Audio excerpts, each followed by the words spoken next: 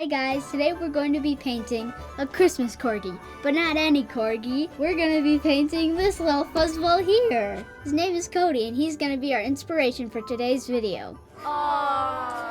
Yay! So as Ansley said, we're doing a Christmas corgi inspired by our own little puppy who's 11 weeks old. This is Cody the corgi, and I did a little illustration that we're going to copy today. I'm also including the reference photo so you can look at that for the colors and just see where we're getting our inspiration. So to start out, we're going to just try and focus in on just major shapes. What I see is a circle shape for the head, and then a triangle when we add the ears, a larger circle shape for the body, and then we add the little legs and the hat on after those larger shapes are established. So we're going to start out with the larger circle for the body. So now don't press too hard with your pencil and have an eraser on hand just in case, and so we can get rid of any extra marks once we're done with the circle. Try to put it right in the center of your paper, and notice how I didn't make it really harsh or too perfect. It's kind of just lightly penciled on, and that represents our little corgi's body. So once you have your body drawn on, the head's going to be a little bit smaller than the body, another circle, and I'm going to start it about a third of the way down inside of my bigger circle. So watch how it's overlapping the big circle like that. And yeah, I'm not being specific yet, really kind of messy, but go ahead and overlap a smaller circle across the top. So it should kind of look like a snowman with a medium sized and a large circle. And then once you've done that, you can erase the line from your first circle from inside of the head. Now, as I mentioned, the head has kind of a triangle shape, right, with those pointed ears. So I'm going to imagine my triangle and bring them really wide. Like a corgi's ears are pretty wide apart. They're not like a fox where they're kind of just pointed, sticking up on the top. They stick out at the side a little bit, don't they? They do. You can even bring that one down a little lower. So if you look at the picture, see how the bottom of the ear is touching the circle of the body? I could even bring mine down lower, like that. And that would look more like the corgi ear. So even lower than you think it should be. See what I'm saying? How the bottom of the ear touches the circle? I see. Yeah, that looks more like corgi ears. Cute. Looks kind of like cat ears so far. Well, you could make them a little bigger. They're pretty big on a corgi. And the ears are such a cute part, so we want to make sure we get the ears right, huh? Yeah. All right, so I'm actually going to commit to my lines now with darker lines and really fix up the ears so they look like the shape that I want them to be. And now we can do the hat too. So for the Santa hat, you can draw the top of the head first. It's just a curved shape coming across his forehead, and then do another line, a wider line running parallel to that one. This is going to be the white band of the Santa hat. And leave a little space here because we're going to have the hat overlapping the ear. So have the hat dropping down, the side of the red part of the hat coming down in front of the ear like that. And then an upside down triangle shape and a circle for the ball of the Santa hat should come in front of the ear. That's it. All right, and then we just do the curved Santa hat coming up and around and connecting it across like that. Remember, you can adjust your shapes anytime you want, erase, modify. I want mine to look more flat at the top, like that. Yeah, just a personal preference. But once you've got the Santa hat in, you can go ahead and finish this other ear. Yeah. So we've got the outline of the top of the head done. Does it look like a corgi? It does. Totally does. Good start. All right, so now let's draw the side of the face on the left side, and it's going to come down a little bit, and then we're going to firm up the body shape. So I'm going to bring the body up just a little higher like that. I'm just doing a curved line like that. And now it's actually time to draw the feet. So my circle's too big. I want the body to be a little shorter. So here's the body. I'm going to bring it up a little higher than the bottom of my circle. That's his belly right there. So low to the ground. Then we're going to draw these two cylinder shapes for his short little paws. These pretty cute corgi paws. They're so cute. It's one of his best features. One of his most corgi features, we should say. Yes. Now put a little line in the center of each one, and then one on each side of that.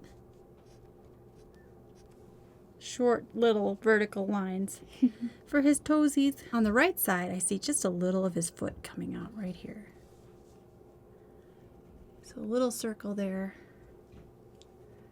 And then we just need to draw his back leg. We can see a little of his backside coming out. So a curved shape there, and then connect that into his Little back paw. little back paw, yep. Couple little dots for his paw pads. And once you've got that, you can erase this line right here. Smooth that out. And that's my corgi butt. Yay! Great. Okay, so for the face, we have a triangle shape for his muzzle, but it's kind of a smooth triangle, so it almost looks like the bottom of a vase. It does. Yeah. Or a U shape where the U is coming in and almost touching at the top. Then connect that to a white stripe at the top. Now it really looks like a chemistry bottle. Chemistry bottle-faced corgi. And then we're going to draw 2 eyes and a nose. And these also make a triangle shape. If I draw a triangle in the center of his face like this, I'm going to erase this one in a minute. But you can see where the eyes and nose are going to go. Eye, nose. See that? I see. So easy to put it in the right spot. So if you want to start with a light little triangle in the center of his face, add those eyes in. And then you can erase your triangle once you've got that in. Cute. Okay, so the mouth shape is actually like an upside down heart, but it's a little flatter than a heart. See how it's not super distinct. It's kind of a flat upside down heart. It's hard to describe that, but then you can bring it up to a little smile if you want. And then I'm going to give him a lower mouth. So just a really flat smile shape for the bottom of the mouth. How's it going over there? Pretty good. Nice. Looks super cute. Let's just add a little bit of a line inside the ear, like that. So it looks like he has inner ears. And some little eyebrows. Very small. Don't make them too exaggerated. And then you want to make him look lifelike, so do a little circle for a highlight. We're going to watch out for that when we do our Sharpie. That's pretty much it for the drawing. Oh, you know what? I forgot one thing. The white for his chest. He has white fur on his chest. And that's so distinctive on a corgi, and his paws are going to be white too. So I'm going to make these marks right here just to show what part is going to be white and what part's going to be tan. And then his little paws are going to be white too. So I'm separating those so I know what's going to be tan and what's going to be white. And now we're ready for our Sharpie. Cute. That totally looks like a corgi. It does. All right, so grab your Sharpie now. We're just going to outline and then we'll be all ready for paint. You don't have to follow your exact lines because we'll erase the pencil marks before we start painting. So this is your chance to make any little corrections. If you feel like you could improve your lines with your Sharpie, you can do that. So I just kind of like to look at my photo and make any little changes that I want to right now. If you want to make his paws a little bigger, you can. They're so cute. They look like little bunny feet. They do. Now don't outline this part. We're just going to do that with paint. Just outline the body. Are we going to outline the Santa hat? Yes.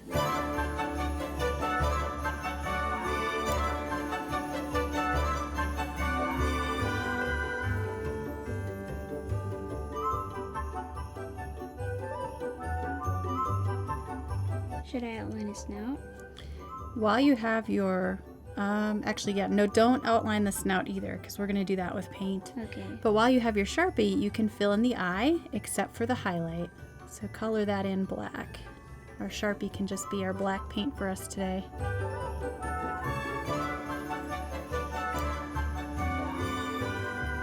And then see how in the photo or in the picture he has these little marks that come out from his eyes like that?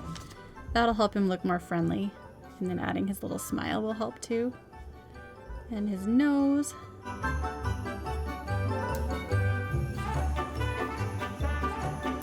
I'm filling in his nose with the Sharpie too, just because it's easier than using black paint, right?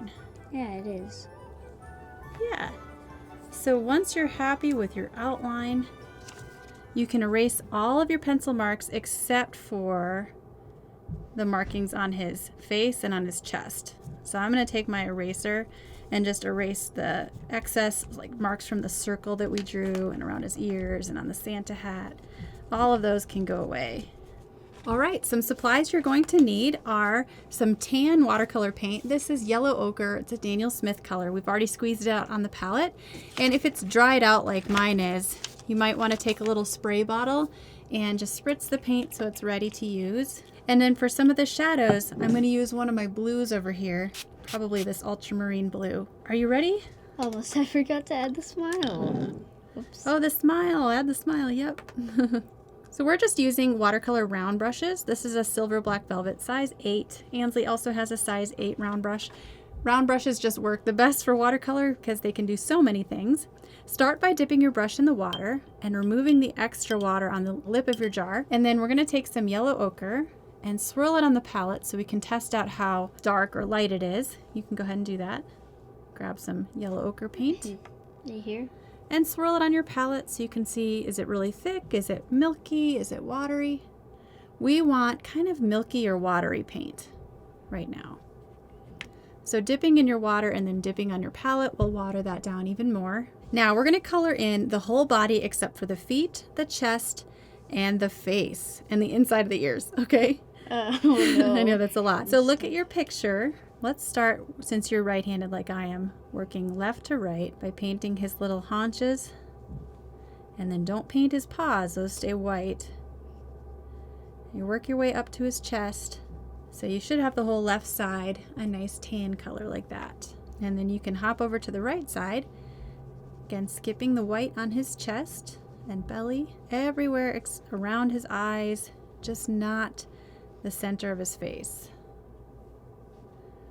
And why don't we go ahead and color in everything in his ears except the middle.